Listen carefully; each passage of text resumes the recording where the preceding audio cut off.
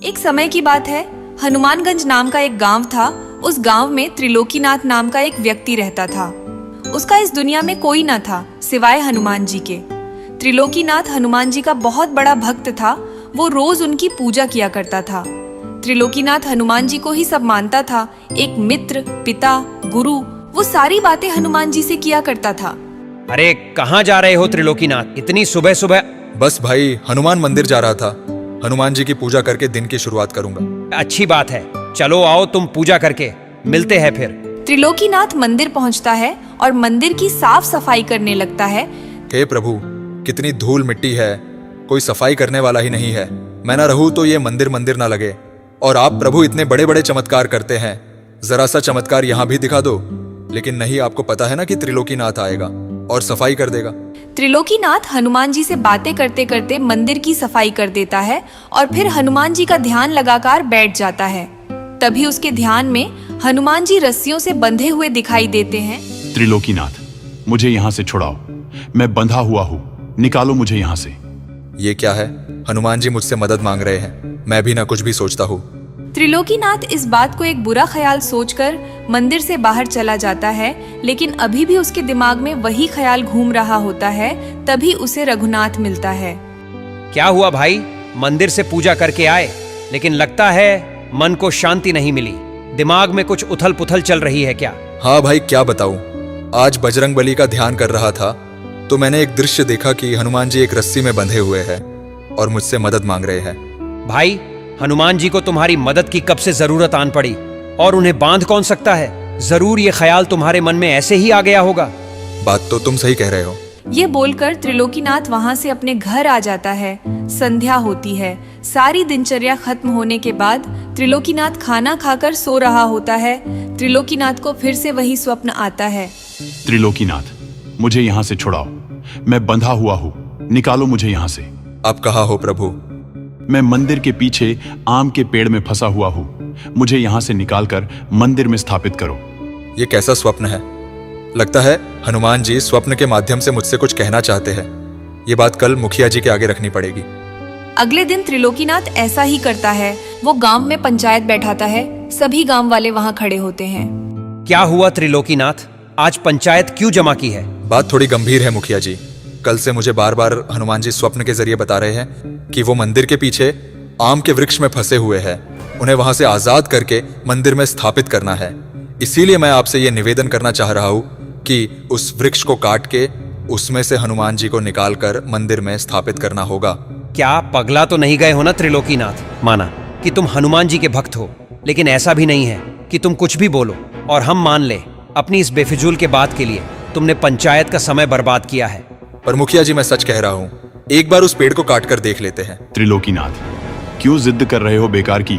ये सब तुम्हारा भ्रम है। जाओ घर जाओ। जाओ यहाँ से। आज की सभा यही समाप्त की जाती है। मुखिया त्रिलोकीनाथ को भगा देता है और कड़े शब्दों में पेड़ काटने के लिए मना कर देता है।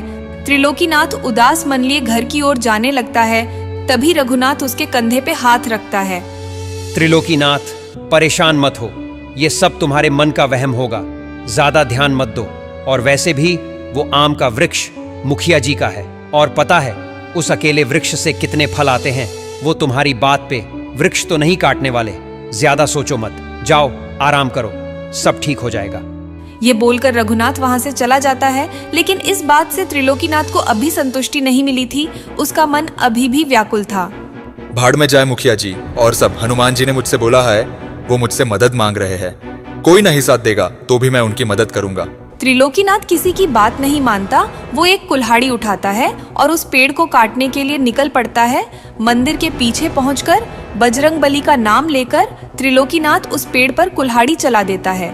उसे ऐसा करते हुए गांव का एक व्यक्ति देख लेता है और वो भागता हुआ जाकर सभी गांव वालों को ये बात बताता है और सबको इकट्ठा करके ले आता है। जय बजरंगबली, जय बजरंगबली। कोई बात नहीं प्रभु, कोई आपकी मदद नहीं करेगा तो क्या मैं भी नहीं करूंगा? मैं अवश्य निकालूंगा आपको इस वृक्ष में से। हाँ त्रिलोकीनाथ, तुमने ये क्या किया? तुमने अपने पागलपन्ने की वजह से मेरा इतना सुंदर वृक्ष काट दिया। मैंने पंचायत में कहा था ना कि कोई वृक्ष नहीं काटेगा। त्रिलोकीनाथ, तुम ये कैसी हट कर रहे हो? तुम इतनी मूर्खता का काम करोगे, हमें अंदाजा नहीं था। पर भाइयों, मैं सच कह रहा हूँ, मेरे स्वप्न में हनुमान जी आते थे और इसी वृक्ष को काटने के लिए कहते थे वो यही कहीं कैद है। अच्छा, तो तुमने इसलिए ये वृक्ष काट दिए? तुम्हें दिखे कहीं हनुमान जी? कहाँ हैं? क्या किसी को यहाँ हनुमान जी दिखाई पड़ रहे हैं? त्रिलोकीनाथ, तुम्हें इसकी कीमत चुकानी पड़ेगी। ये बात चल ही रही होती है कि तभी हनुमान जी की एक सुंदर प्रतिमा उस वृक्ष के तने से प्रकट हो जाती है, जिसे देख सभी गांव वाले भौचक्का रह जाते हैं। किसी को अपनी आंखों पर विश्वास नहीं होता। वो सभी बजरंगबली की जय जय करने लगते हैं और सभी त्रिलोकीनाथ से माफी मांगते हैं। अब सभी गांव वाले पूरे सम्मान सहित वृक्ष से प्रकट हुई हनुमान जी की प्रतिमा को मंदिर में स्थापित कर देते हैं। तब से हनुमान जी की कृपा से पूरे गांव में सुख शांति छा जाती है और त्रिलोकीनाथ को गांव में एक अलग ही सम्मान मिलने लग जाता है। एक समय की बात है, द्वारिका नगरी में भगवान श्री कृष्ण अपनी रानी रुक्मणी और सत्यभामा के साथ वार्तालाप कर रहे थे। प्रभु, आपसे एक प्रश्न पूछना था। कैसा प्रश्न प्रिय? पूछो। प्रभु, हर विवाहित स्त्री अपनी मांग में सिंदूर लगाती है। इसकी सुंदरता अपने स्थान पर, किंतु सिंदूर का असली महत्व क्या है, मैं ये जानना चाहती हूँ। रुक्मणी, यदि आप यह प्रश्न किसी स्त्री से पूछें तो ज्यादा अच्छा रहेगा। ऐसा क्यों प्रिय? क्या तुम्हें मेरे ज्ञान पे संदेह है? नहीं नहीं, संदेह नहीं प्रभु, आप तो सर्वज्ञाता हैं। किंतु क्या प्रिय? प्रभु, जिसने कभी सिंदूर लगाया ही ना हो, वो प्रेम की उस गहरी भावना को कैसे बताएगा जो सिंदूर के साथ जुड़ी है।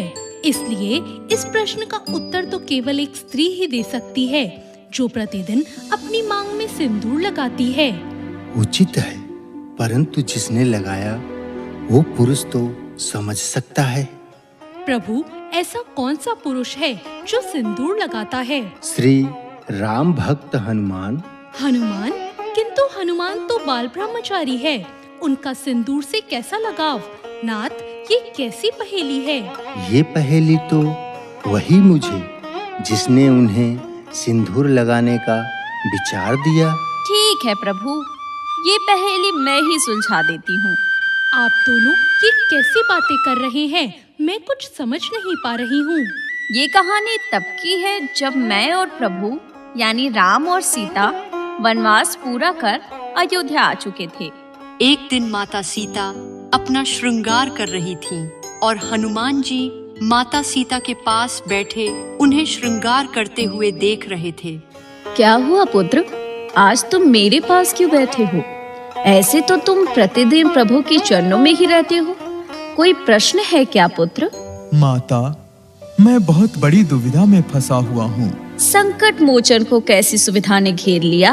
माता, मैं देखता हूँ कि हर कोई प्रभु श्री राम को प्रसन्न करने के लिए भेंट देता है, लेकिन मैं उन्हें ऐसा कौन सा भेंट दूं जिसे देख वो प्रसन्न हो जाए? प्रभु श्री राम को सबसे अधिक क्या प्रिय है माता? पुत्र, प्रभु श्री राम को तो किसी वस्तु से मोह नहीं है। उनके लिए इस संसार में सब कुछ समान है, इसलिए वो प्रत्येक वस्तु से प्रसन्न रहते हैं। आप यह सिंदूर क्यों लगाती हैं? ये तो सुहाग की निशानी है और इसे लगाने से प्रभु श्री राम प्रसन्न होते हैं। मैं ये सिंदूर अपने प्रभु श्री राम की लंबी आयु की कामना के लिए लगाती हूँ। इसे लगाने से आपके प्रभु और मेरे पति की आयु बढ़ेगी। अच्छा, यानी एक चुटकी भर सिंदूर से प्रभु प्रसन्न हो जाते हैं और उनकी आयु भी बढ़ जाती है। यह सब सुनकर हनुमान जी वहां से चले जाते हैं और कुछ देर बाद पूरे शरीर पर सिंदूर लगाकर माता सीता के सामने आते हैं। पुत्र, ये तुमने क्या किया?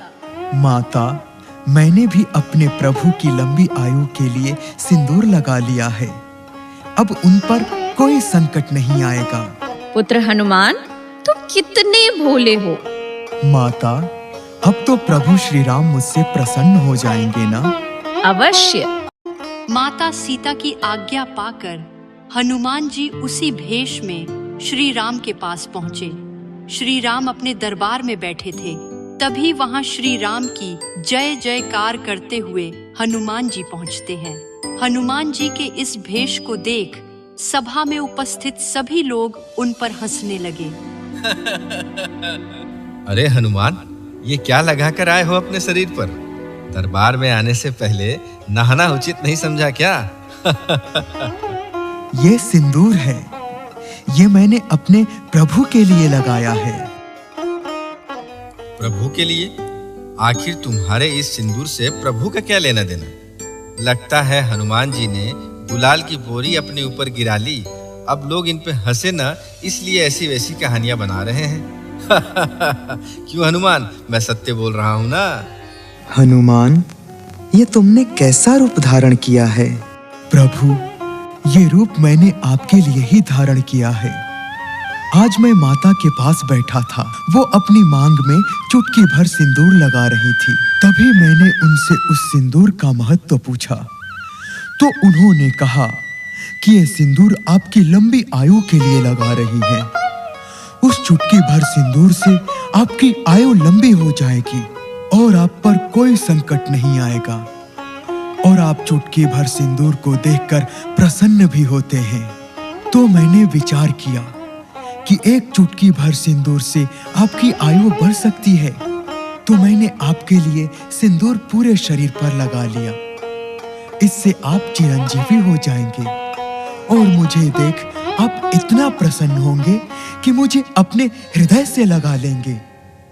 हनुमान जी का ये भक्ति भाव और भोलापन देख श्री राम अपने आप को रोक नहीं पाते और वो आकर हनुमान जी को अपने हृदय से लगा लेते हैं। ये देख सभा में बैठे सभी लोग आश्चर्यचकित रह जाते हैं। प्रभु, अब आपको कोई भी संकट छू नहीं सकता। हनुमान, तुम्हारे होते तो मुझे वैसे भी कोई संकट छू नहीं सकता, क्योंकि तुम संकट मोचन जो हो।